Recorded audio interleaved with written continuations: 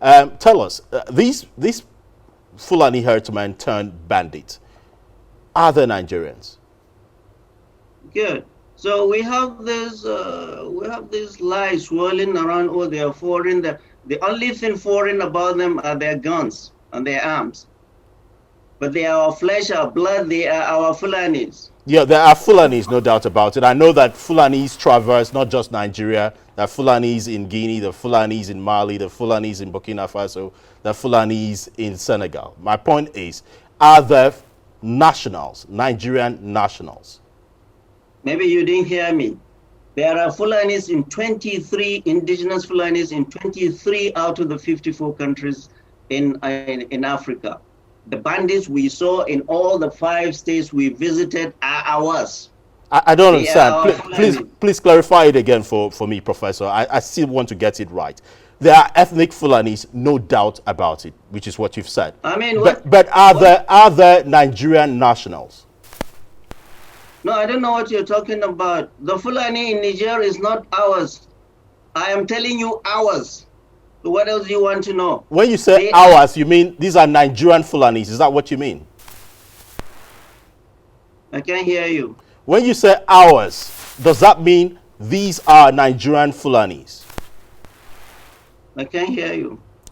All right, Prof, you know why my colleague is asking this? Because there has been insinuations that there are people who are outside, Fulanis who are not Nigerians, who have infiltrated Nigerian Fulanis, and they are probably the ones that are carrying AK-47 and killing Nigerians. You can hear us, Professor? Now I can. All right. Now I can. Great. The question to you was, there are ethnic Fulanis, the ones you saw in the forest. No, I had your question. Yes. I had your question, and I want to state categorically the Fulanis we saw are our Fulanis. The Fulani in Mali is not ours. Are they? The Fulani in Mauritania is not ours. They are not ours. They are our Fulanis. When I say ours, you and I are Nigerians. Is that clear? Professor, I don't want to quote you out of context, and I don't want to get your points clearly, because I'm sure a whole lot of folks are watching this program and would definitely pick out one or two things from the program. There have been allegations that there are Fulanis that infiltrate Nigeria from other countries, and most of the crimes committed by these persons are not Nigerian Fulanis. When you say that these persons are our Fulanis, no doubt about it, as a Fulani person in Nigeria, you are connected. You have a filial. Just a minute. You have an ethnic connection to a Fulani man in Senegal, in Guinea, in Mali, in Niger. That's a given. My point to you is, those Fulanis, are they of Nigerian nationals? Are they Nigerians? Do they carry the Nigerian passport? That's my question. Because you've not answered the question that is very crucial to our conversation, Professor. And I want to get clarification on that. Losing your audio. Ours means they are Nigerian Fulanis. When a Yoruba man in Ibadan says they are our Yoruba, he doesn't mean the Yorubas in Togo or Benin Republic. So these are ours, Nigerian Fulanis. Okay. The only thing foreign about them are their weapons. Okay, so it's taken that there's no Fulani man in Nigeria who is causing problem who is not a Nigerian.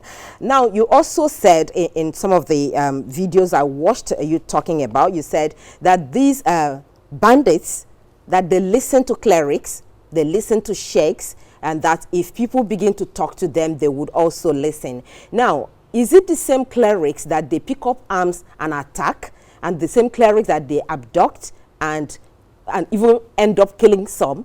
Is it the same clerics that they listen to, or are there a different group of clerics that they actually listen to that they've picked up?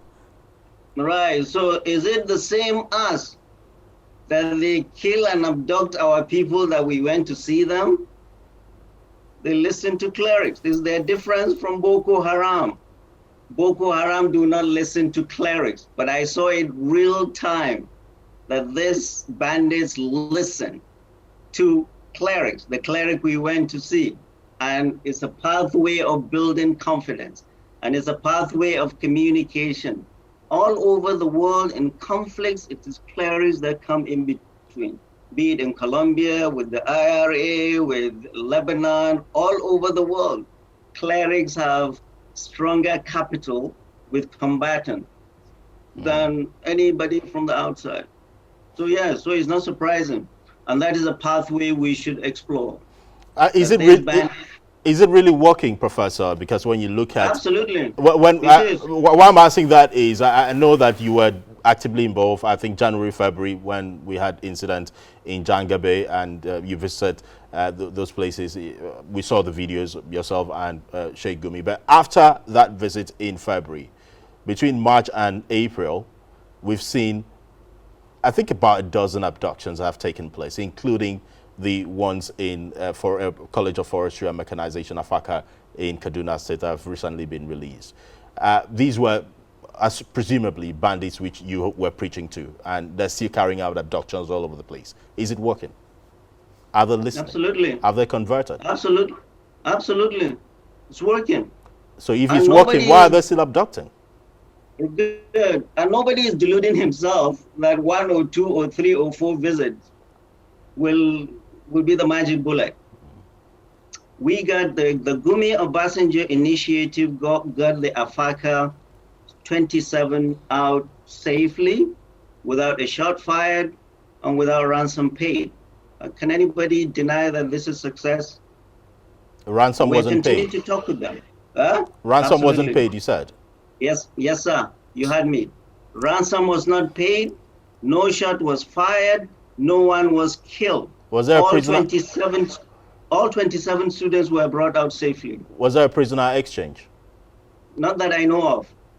What was Maybe you know something. What was the negotiation? Maybe you know something I don't. Pardon? Okay, Prof, what was the negotiation? Exactly what did you tell them that made them allow these 27 students to go free without collecting ransom? After 56 days. And are you sure you're going to keep to that promise you made to them? Let's first find out what promise was made to them for them to have released. If I can say that in public, do you think I will come out and say whatever was said? There are different groups of people that played a very important role in getting the students out. I am the one on TV talking, writing, and doing this. There are many, you and I and the rest of Nigeria will never know, those who are involved in this. And it is on need-to-know basis. It's not everybody that needs to know what's happening. The goal is to get these children safely out without a shot fired. We also understand that former President Olusegun Obasanjo was involved in the negotiations and the discussions that made this happen. What role exactly did he play? No, former President Obasanjo did not negotiate with the bandits. We went on Easter Sunday. Sheikh Gumi's delegation went to Abeokuta to see former President Olusegun Obasanjo, brief him on what the Sheikh is doing, the Sheikh's initiative, ask his blessing and ask for his support. And he accepted to join the initiative. That is why it is Gumi Obasanjo initiative. Why did we go to see him? There's nobody in this country like President Obasanjo, knowing what is his service to the nation and what he's doing currently all over the world for peace. He went and negotiated with Boko Haram. He is currently involved in Ethiopia, Tigray. He was instrumental in the Southern Sudan negotiation. He went long time ago, apartheid. He was there. And globally, he's still involved all over the country, all over the world. We brought him in. He listened, and he wanted to listen to all sides. We brought him in, and he accepted to come in, that for the rest of the years that he has in this world, he will work for peace. He's doing it all over the world, and he will gladly do it for this country. He listened to intellectuals. He listened to people who are on the ground. He listened to victims of bandits, and he listened to leaders of Fulanis. And the first thing he asked of them is they need to show goodwill and release people, especially the student. And that is what we are beginning to see. All right, Prof, did you also make any attempt to reach the president of the day, the current president of the country, Muhammadu Buhari, and extend or seek for this listening ear as well? Right. His operatives were involved in getting these children out safely. A lot of people were involved. A lot of people that you will never know, you will never hear about. It's not only the Gumi Obasanjo pair. A lot of people in government, out of government, in palaces, all over the country, in churches, and people in the forest. And it's a continuing process because now is no time for victory lap. We still have 16, 17 Greenfield students in the hands of a kidnapper. And we still have hundreds of our people in forests all across the country. We are now hearing about Greenfield and Afaka because it is coming closer to the cities. As we speak, hundreds of our people are still in the forest. That's absolutely correct, Professor. And that's why it still takes us back to our initial question, because I remember when these Afaka students were abducted, the kidnappers asked for, I think, about 500 million naira and continue reviewing it down to about 100 million naira. And you are saying that after 56 days, they held these persons, and after 56 days, they released these persons, and they didn't collect even a dime. Yes, that's the magic of reaching out. So why bringing people? So why were they holding these persons in the first place? Why did they go through the stress of, you know, abducting these persons, holding them in the forest for this long? The governor of that state said, El-Rufai said, they knew their location, they had their coordinates, they wanted to strike them, but they had moved their location to a different location. So obviously they were also aware of the threat that they were facing as well. And even with all of this, they held on to these persons. And we also understand from the parents of one of the victims that they had collected, I think, certain amount of money, between 800 and a couple of millions from the parents, and said it wasn't enough, go bring more. And these same persons eventually released these 27 students without a dime, Professor Usman. Yeah, right. That is the magic. I'd love to find out what this magic is, because this magic would also help. This magic would also help Nigerians, I suppose. Just a minute, sir. This magic would also help Nigerians, you know, and also help the person, about 100, which you've said are still held in different forests across the northern parts of the country, would also help them to be released. Can this magic still be applied in other cases as well? Yeah, and like I said, every situation is different. Before we came in, they said about 55 million was paid by parents. And those that were left behind are those whose parents could not pay. So what were they going to do with them? Kill them? I mean, we're talking about the Afaka and the Greenfield now combined. The Greenfield, they had taken 55 million. But the Afaka, I don't know how much was paid by parents before this time. But when the Gumi Obasanjo initiative got involved, no money was paid, no life was lost, no shot was fired. When you said everybody was involved. Everybody was involved, from the initiative to people, very prominent people way up there, and here's the government. There is no way you can do anything like this without the government getting involved. We need them. Yes, we criticize them all over the place because they are the easiest punching bag because we voted for them. But we need them to take care of this problem. And we embrace those that need to know. And they've been very helpful in getting these 27 people out. All right, Prof, the remaining Greenfield University students who are still in captivity, have you made any attempt as well to apply this magic? Because the parents are still agonizing as we speak, and the days are counting. Yeah, to be honest with you, the job is continuing quietly, silently, and has been going on for a very long time. Things cannot be said on the radio. I know a lot of things that I do not know, and I shouldn't know. There are people that need to know that are doing it quietly, without being paid a dime, and they will never be on the face of TV like I am today. So the job is continuing. We still have a lot of our children in the hands of kidnappers. We still have a lot of our people in the hands of kidnappers. And the work cannot stop. We need to continue doing this work. We make the noise on TV here. There are many that are doing this job silently. Are you also collaborating with the Kaduna State government? Because, of course, the government also maintained the stance of not paying ransom to, to bandits for abducting students. And now you're saying your magic worked, no ransom was paid. So was it in connection or in collaboration with the Kaduna State government? Yeah, everybody is involved. There is no way you can do anything in a state without involving the government. So everybody is involved. This is not the time for any one person or group of people to take credit. The real heroes are those children and their parents. They've been there 56 days in the open. 56 days. So they are the real heroes, nobody else. We are just doing what we must do as citizens. Do you think that the Nigerian government should go after these bandits, these criminals that abducted these persons, terrorized them for 56 days, and later you were able to use your initiative with your other persons, Sheikh Gumi, and of course Obasanjo and other persons, get them out? Do you think they should pay for what they did? Oh yeah, I mean, the federal government, that is for the government to take care of. Ours is to make sure that we get these children out peacefully, and we did.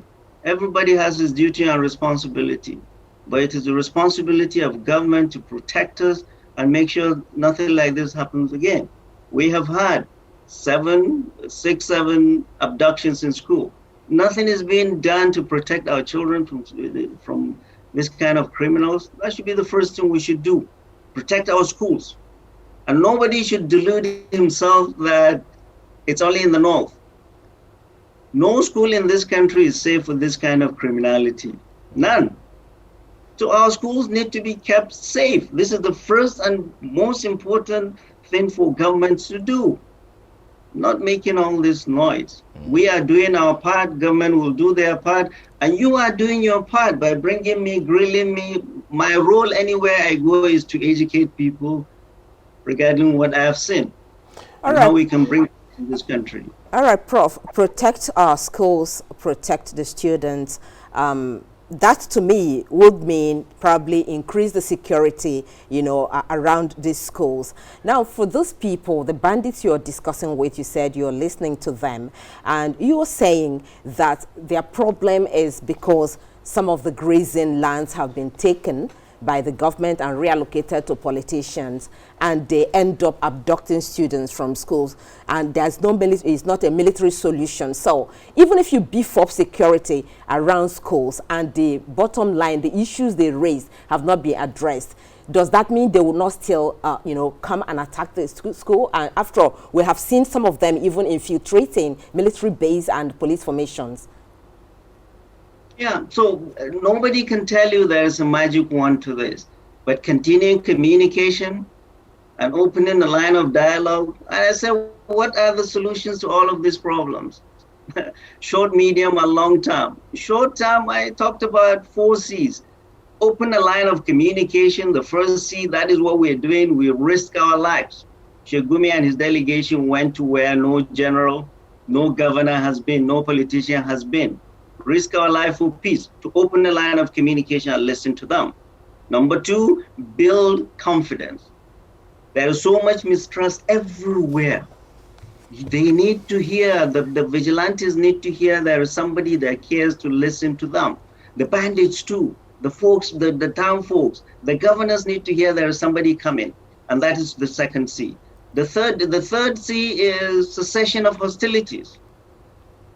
Hostilities need to cease. And the 4th C is ceasefire. We've achieved the first one. We're opening a line of communication. We're building confidence. We are asking for them to cease hostility, and we will get to ceasefire. These are short term. Without this, we cannot do anything medium or long term. Medium term, I talked about 3 R's and a D. The first R has to be reconciliation and forgiveness all across this land. Fulanis have traversed this land for hundreds of years. They have lived in peace with every local community. Now they are fighting everybody, or everybody is fighting them. There has to be reconciliation between communities. It has to be done locally, not from Abuja, locally. Number 2 R is reparations. Communities have been devastated. I am from Katsina. A third of my state is under siege. We need to rehabilitate communities after getting reconciliation between groups. Rehabilitate. The third R is rehabilitation. We need to rehabilitate communities all over this country and rehabilitate people too, including these bandits. Many of them are high on drugs. We've seen them on drugs. Marijuana, wherever it comes from, tramadol, pentax, everywhere. We need to rehabilitate people and make them human beings again.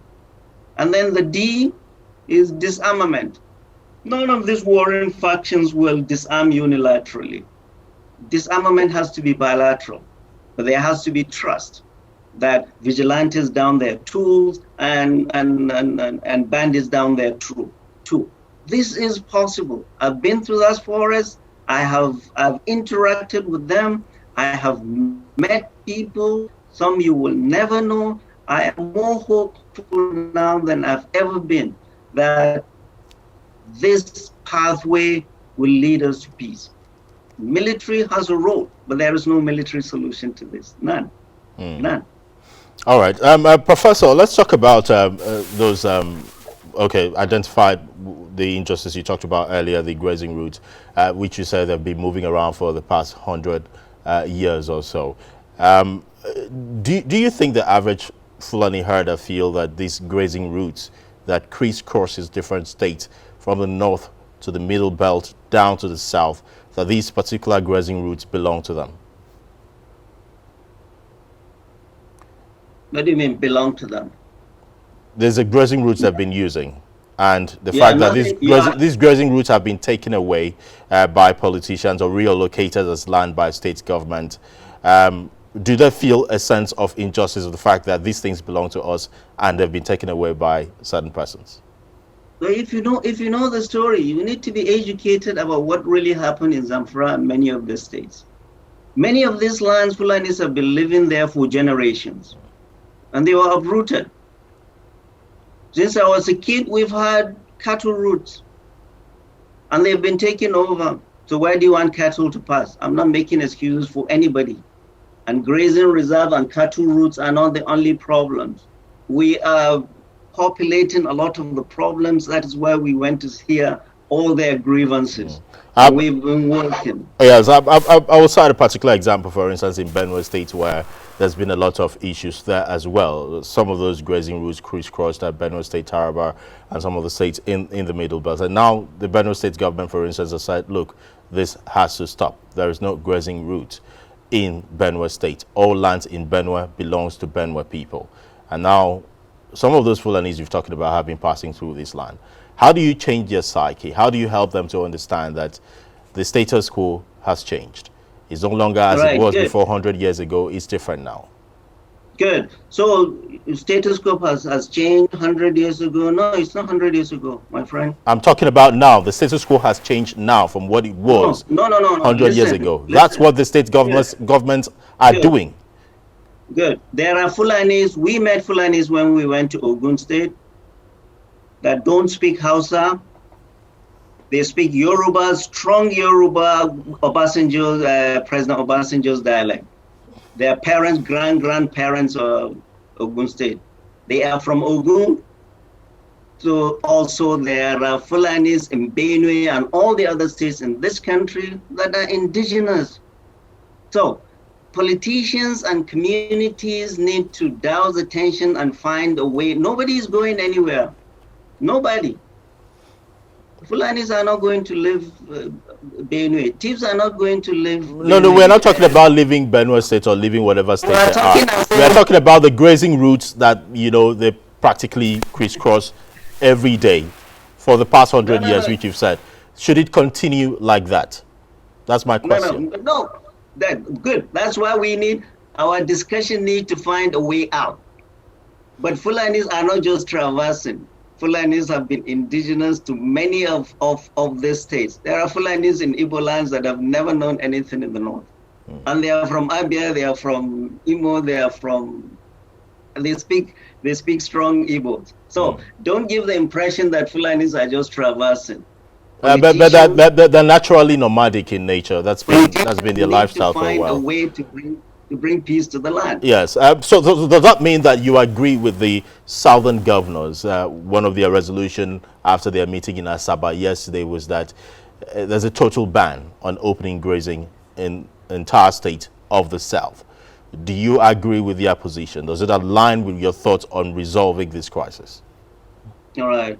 So politicians need to be very careful, and they need to govern responsibly. They are elected to govern responsibly. Every citizen has a right to live in any part of the world, in any part of the country, like people live in this part of the world. There are over 15 million Igbos in the north. There are a lot more Yorubas live in this part of the country. You never hear anybody here saying people should leave. No, nobody's saying people should leave. That's not what the resolution said. No. The resolution said total ban on open grazing. Careful. Is that the same thing as Fulani people herding cattle should leave? Is it the same thing? Yeah, I can't hear you. Okay. I can't hear you. What was said wasn't that Fulani people should leave.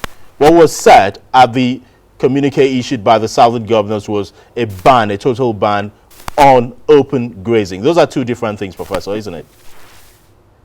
I can't hear you. Okay, Prof. The governor I has. couldn't hear you. Okay, can you hear me now? Now, loud and clearly. All right, Prof. I hear you.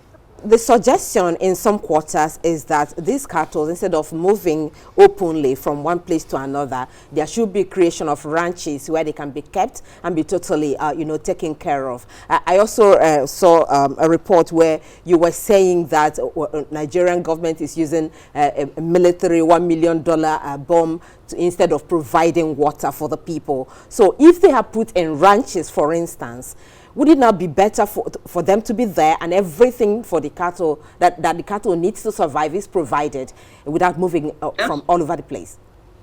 Absolutely. And we used to have big ranches all over.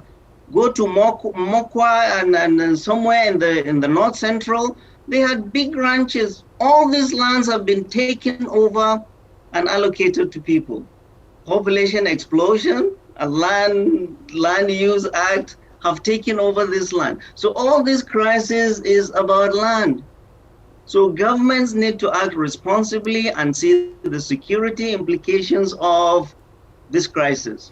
And this can be solved, not militarily, but responsibly. Professor Usman, what I asked you earlier, I do not know whether you can hear me now. I just hope you can hear me now. I can. What the governor said wasn't that anybody should leave the southern parts of the country. What they said was ban on open grazing. Carrying cattle all over the place must stop. That's what they said. Good. Then southern governors need to provide places where this Fulanis will graze their cattle. Are the governors to provide it, or are they Fulani herdsmen to apply for places that they can use as ranches? I can't hear you. Who should provide the land? Is it the state governments that should provide the land, or is it the businessmen, the herders, the cattle herders that should apply for land to build ranches in these states, whichever state they want to use in the south?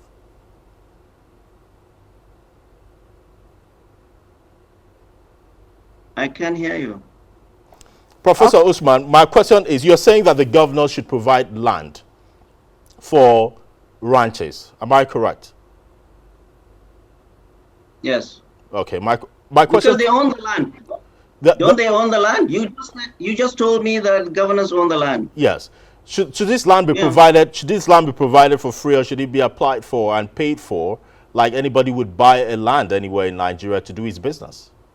Right. So you're asking me questions you should be asking governors or bandits. No. Have you ever been to the north? Listen to me. That's not what I'm asking. Two different things. Let me answer your question. Yes, please. You just told me that land belongs to governors. Right? So it is the governors that will do. We saw that in Zamfara, what he's trying to do. He's trying to build big ranches in each of the three senatorial zones for these Fulanis to settle and graze their cattle. Okay, so but Governors to ban people from that place all is right. dangerous. All right. So from what you're saying is what I get from you is that the governors of the South, instead of banning open grazing, they should build ranches for these herders to move in and do their business. That's what you're saying. We should provide accommodation just like all over the north. You have Savongari, where people from the south lived and have lived for generations, and their cities, provided long time ago by the emirs and native authority, and now by the state government. All right, People need Prof, very good Prof, in sense of the history. South, we also have quarters for even Pardon? Fulanis, for, I said in the South, in Lagos, for instance, you have a quarter where you have the predominantly Hausas and the Fulanis. They have their cultural festivities around there. They do their business without any problem. Even in the East, in Anambra State, you also have a place where you have predominantly Fulanis and, you know, Hausas. So nobody has actually driven anybody from the places because of freedom of residence wherever you are in the country. But what is being said now, according to what my colleague asked, is if you are doing business like an Igbo man who is in Sabungeri, like you talked about, buys a shop or buys a land and builds a house or builds a shop to do his business. So if you are a cattle rearer and you have a cattle to rear, you can also buy land and then take care of your cattle as a business entity. That's what my colleague is asking. Yeah, he can ask all he wants. Governors need to be responsible, and they need to sit down with communities and find the right way to solve this problem. Gathering in one hotel and giving blanket ban is irresponsible and will get us nowhere. So we need to be responsible, sit down, because what it will show is profiling of an ethnic group. 99.99% of crimes in the Southeast are caused by Igbos. 99.999% of crimes in the Southwest are by Yorubas. So profiling a certain group of people and banning them to do things is irresponsible. I need to be very careful. Nigeria is now very fragile. All right. Governors need to be very careful. So what you're saying is right what you're saying is that open grazing should continue, irrespective of the challenges. You heard what I'm saying, right? You heard what I'm saying. I don't have to. Nobody has to say what I said. I'm very clear. Good. Are you also aware that even in Kano State, that the governor of that state, Abdullahi Ganduje, last month, I think actually in March, had openly said that open grazing should be stopped. Right. He's so not what a southern governors governor. say, you can say, right? Yeah. What I'm saying, governors and president can say whatever they want to say, right? And it's their privilege because they're in that office. But what they say should be responsible and responsive to the people. You say, don't do this, provide people alternatives. All They right. need to govern responsibly, all the governors. I need to be very careful. Nigeria is very, very fragile. We need responsible leaders to do the right thing, not gather in one hotel and open ban and say profile people. It's irresponsible. All right, let's look at some of the issues you raised in the long term and the short term in dealing with this problem. You talked about the 3 R's. One of them is rehabilitation and reparation. How exactly can this be achieved? Yeah, you cannot get there until you open a line of the government at the center or at the subnational levels. Yeah, you see, the problem is that all problems are local, solutions are local. We all wait, Abuja, Abuja. What does Abuja know about what's happening in Olu or around this Ogu? It is the governors and the local government there and the traditional rulers and the elders that need to take care of local problems. Everything Buhari, federal government, because there is a failure down there. Problems are local, solutions must be local. Reconciliation cannot come from Aso Rock, has to be local. And they have to do what they can do, and then ask the government what they can do to help them. But there is no uniformity all across the regions on how to deal with this problem. The Southeast, they are forming their own, Southwest is forming Amotekun, everybody is doing his own thing. All political. All political. The poor man in Basari is the same poor man, they share the same issues as the poor man in Newi. It is these politicians that are causing this problem. We've lived together for generations. So ban this, ban that, let's do this, we want to do this. Politicians need to be responsible, more responsible than they've been. Prof, they are the one causing this problem. For reconciliation to happen, the bandits should first leave the forest, isn't it? Drop their arms and then get to talk. Leave the forest? So how does the reconciliation you don't understand work? What I'm saying. Everywhere you go.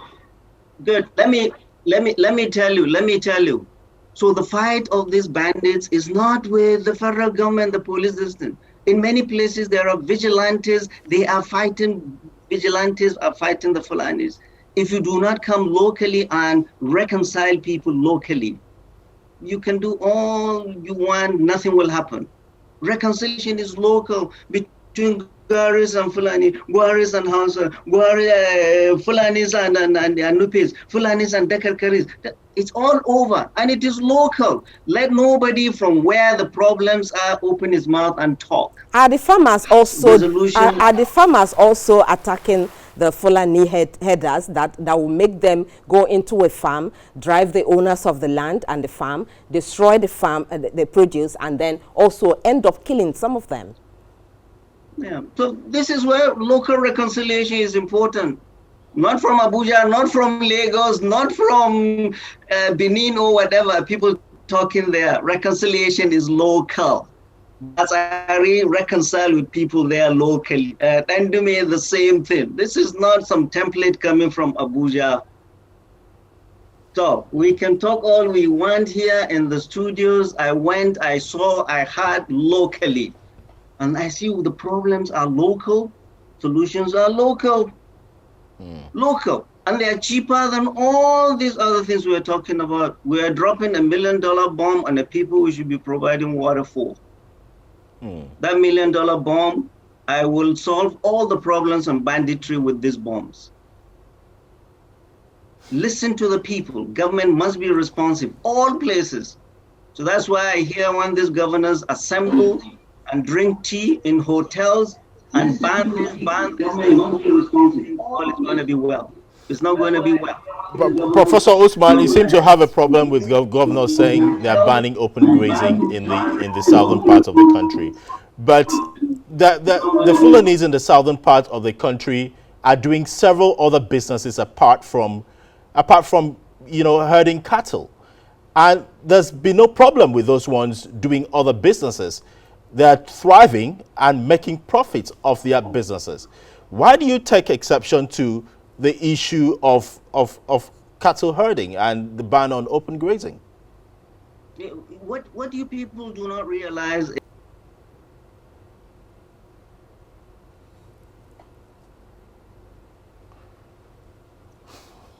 Well, do we still have Professor Usman with us? It appears we've lost him. Prof? No, can you hear me? Yes, okay. We can hear you. Go ahead. All right, good. What I am saying is that Gandhi said, whatever you do for me without me is against me. Ask all those, 13, 15 governors that met in that hotel. Was there any of the Fulani leaders consulted? Any of the Fulani leaders consulted? So they're there making laws for people that they have not consulted. This is a problem with government. Disconnected, out of touch with realities of people. You must sit down and talk with people you are making laws for. None of those governors have sat down with Fulani leaders in wherever they are and tell them what we are planning to do, or what we're going to do, or what alternatives are there. And then they're sitting down there and making laws. All right. Be careful. I see why, the Miati Allah Cattle Rearers Association also fought very strenuously against the anti-grazing law in Benue State and other states that had passed that law. But that's how much we can take. Professor Usman, I want to say thank you so much for your time with us. Thank you. Thank you for having me. All right. We'll take a quick break, and when we return, more on Kakake, the African Voice. Stay with us. Food isn't just about what we eat. It's about the coalition of United Political Parties, Mark Adebayo. Mark, thank you so much for joining us. All right. Thank you so much for having me. Okay, Mark, I don't know if you listened to our earlier conversation with Professor Usman Yusuf. All right. Did you follow the discussion?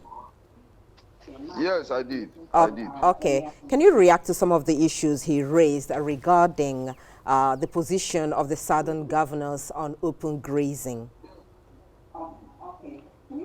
Well, you see, this morning, I am a very sad man. I am sad because what the Prof has said this morning has shown us where the killer adders get their adrenaline from. They are of lives and properties. It shows that they have an intellectual wing that encourages them that what they are doing is right, that supports their carnage, that supports their menace, that supports the... we have a serious issue on our hands. We have serious problems on our hands of the killer adders menace, because there is no killer, there is no other farmer clash. The farmers do not go to attack the others. The farmers don't go around. The farmers don't move about. They are sedentary. Now, if we have an issue on our hand that we need solution, we need a collective solution. Now, for the first time in our political history, 17 southern governors, irrespective of party lines, decided that, look, we need to find solutions to the problem we have. We need to look for a collective, all-encompassing solution, panacea, to the crisis of others' violence and other criminalities, not just others, kidnapping, killings. See what is happening in the Southeast. See what is happening, all over the country. When the Prof said the 17 governors did not invite the others. When 19 state governors of the North are holding their meetings, do they invite anybody from the South? They don't do that. The reasoning is faulty.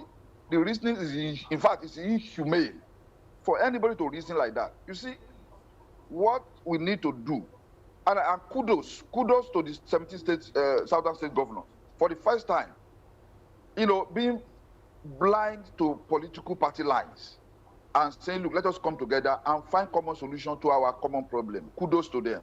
I salute them.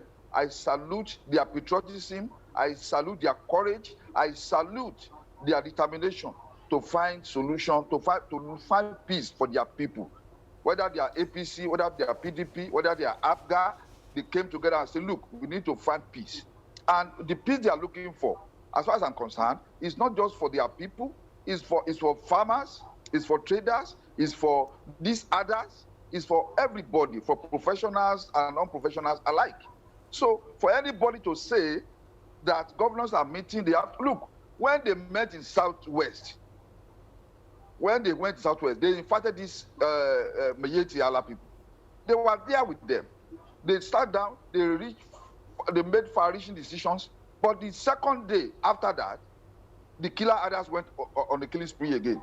There was kidnapping, it was linked to them. There were killings, it was linked to them. There were rapes, it was linked to them. Despite the fact that they met in Ibadan. The governors, in fact, some of us were criticizing the governors. Why do you sit down with Miyetti Allah? Why should you upgrade them to the level of importance that they don't merit? That governor will sit down with a traders association that sponsors violence? No, some of us said it was not right. But this man is now saying that the 17 governors should have invited the others. But they invited them in Ibadan. Okay, Mark. What came out of that? Okay, Mark, I think what he actually said is that the ban on open grazing, which was one of the recommendations of the southern governors, would sure require a law that will make it happen and implementable. And he's saying that you don't make a law for people who you have not discussed with. And he asked the question whether they have met with the herders within the locality before deciding on, taking up that position of banning open grazing. Well, the first thing I need to say is that, this violence, the violence of the killer others, it wasn't yesterday. It has been decades. At various community levels, these guys are always set for discussions for peace, but they will go back and still commit greater atrocities. They are always the killer others. So there are others that don't go to anybody's farm to destroy their farms. There are others that don't kidnap. There are others that don't rape. There are others who live peacefully with their people. There are many others in the Southwest that I know, in the South generally, whose cattle belong to Southerners, whose cattle substantially belong to Southerners. They don't go about killing people. They take care of their cattle. They return to their base without any problems. But these ones that just crisscross all over the place, they are the ones that are causing problem. So there has always been an engagement. There has always been an engagement with these people, at community level. But you see that even at the community level, it has gone beyond their powers, because these guys will go and mobilize and attack them in the night, kill them, slaughter them. You have seen the pictures and videos, So you see, we should not give some people an entitlement mentality in this country. That is why the best way to resolve these problems is to restructure this country. The structure of this country is rupturing this country, is killing this country. The 1999 Constitution is an albatross that is about to consume all of us. We have to restructure the country. It have to be substantially autonomous. In fact, I am for a confederation. I am for a confederation where the federal units will have substantial powers and authority to determine what the political, social, and economic fate, where each state will donate or contribute maybe 5 or 10% to the center. Why they are able to determine, then you have to have the military and all the geopolitical zones of the country. The army, the air force, the navy, the police, the police. You have a system whereby you put. No, it doesn't work that way.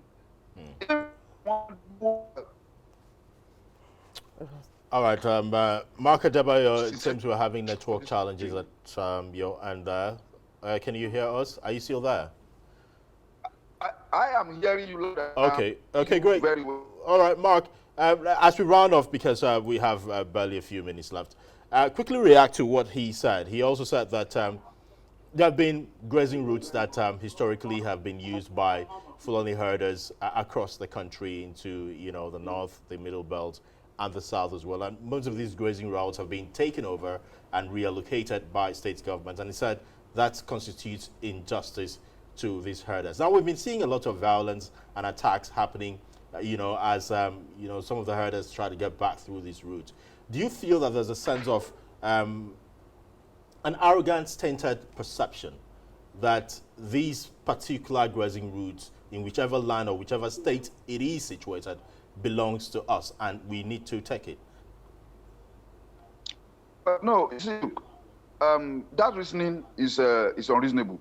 It's totally unreasonable. The thing is, the issue here is that what we cannot say, because no matter the argument, you cannot say because of cattle, human beings, let them ranch their cattle. In the north, anybody that wants to buy, go there and buy. Look, we cannot. This is the age, is inhuman. We cannot say because cattle must feed, that cattle rearers must do their business, people have to die because of what grazing route. Now, tell me, 200 years ago, 500 years ago, human beings were not wearing clothes in many cultures. Should we say because our forefathers were not wearing clothes, you'll be walking around naked now? All those things are archaic, they are outmoded. You cannot, look, grazing route is unsustainable in the modern age. All right. Let people, you cannot say because cattle must feed, people must die. It is unreasonable. No reasonable, no intelligent human being, nobody who has human blood flowing through his veins. We come and tell you that because you cannot walk from Maduguri down to Lagos here, because of that, people have to die. No way. It is unsustainable. Look, this thing cannot work. It is unworkable. It is because it's not workable. That is the result we are seeing now. You understand me? And when people like Prof are encouraging people to kill because they must graze their routes, I mean, he said there's stubborn guerrillas in the north. Are there no stubborn guerrillas here?